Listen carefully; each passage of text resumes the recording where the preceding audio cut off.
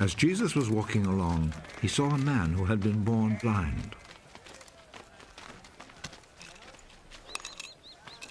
Teacher, whose sin caused him to be born blind?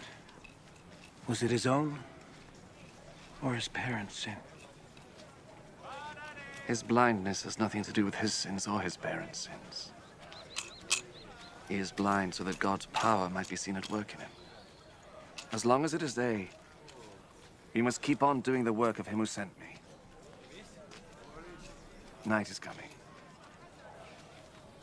when no one can work. While I am in the world, I am the light for the world.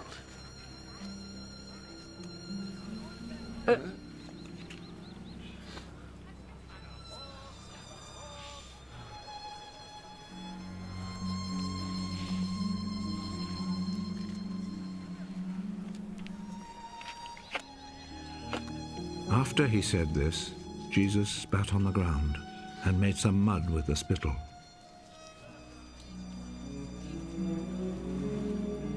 He rubbed the mud on the man's eyes.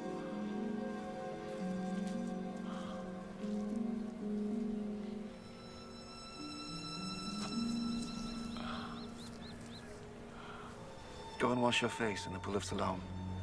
This name means sent.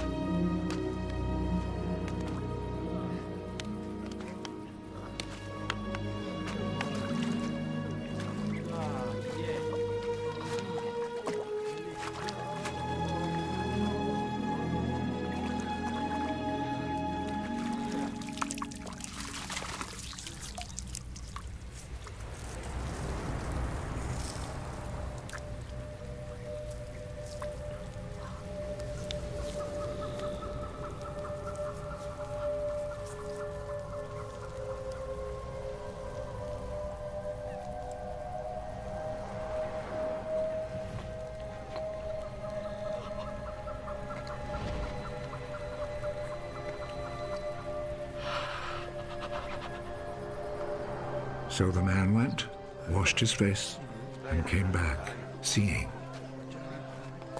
His neighbors then, and the people who had seen him begging before this, asked, "Isn't this the man who used to sit and beg?" He's the one.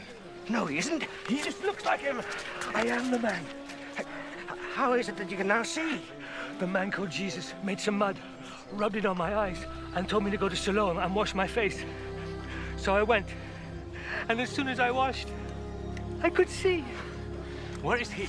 I don't know.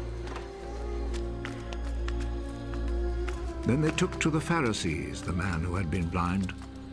The day that Jesus made the mud and cured him of his blindness was a Sabbath.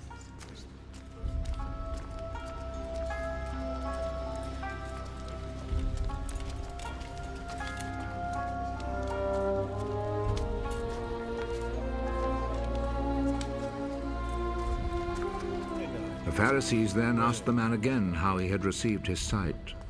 He put some mud on my eyes. I washed my face, and now I can see. The man who did this cannot be from God, for he does not obey the Sabbath law.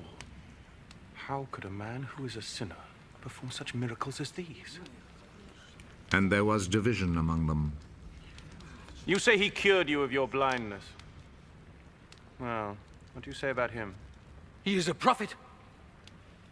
The Jewish authorities, however, were not willing to believe that he had been blind and could now see until they called his parents. Is this your son? You say that he was born blind. How is it then that he can now see? We know that he is our son, and we know that he was born blind. But we don't know how it is that he is now able to see, nor do we know who cured him of his blindness. Ask him.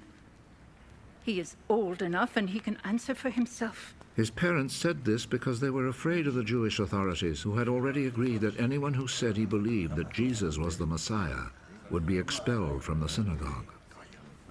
That is why his parents said, "He is old enough, ask him." A second time, they called back the man who had been born blind. Promise before God that you will tell the truth. We know that this man who cured you is a sinner. I do not know if he is a sinner or not. One thing I do know. I was blind. And now I see.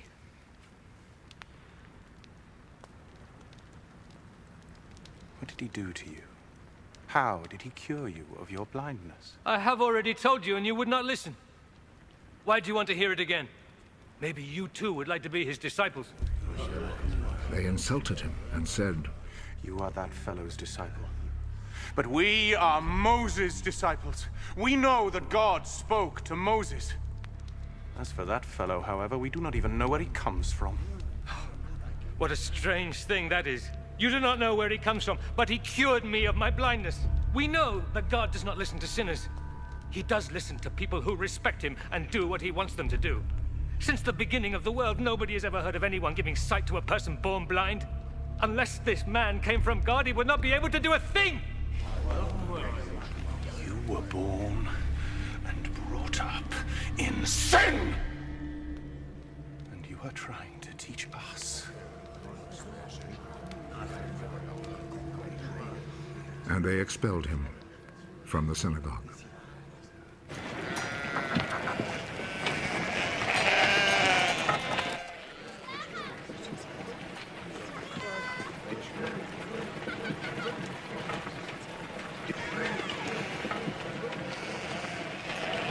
When Jesus heard what had happened, he found the man. Do you believe in the Son of Man? Tell me who he is, sir, so that I can believe in him. You have already seen him. And he is the one who is talking with you now.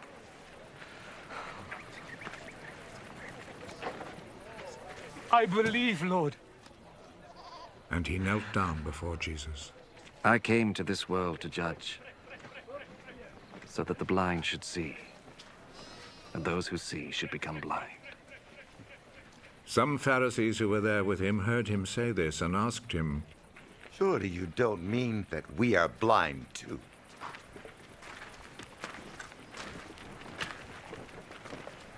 If you were blind, then you would not be guilty. But since you claim that you can see, this means that you are still guilty.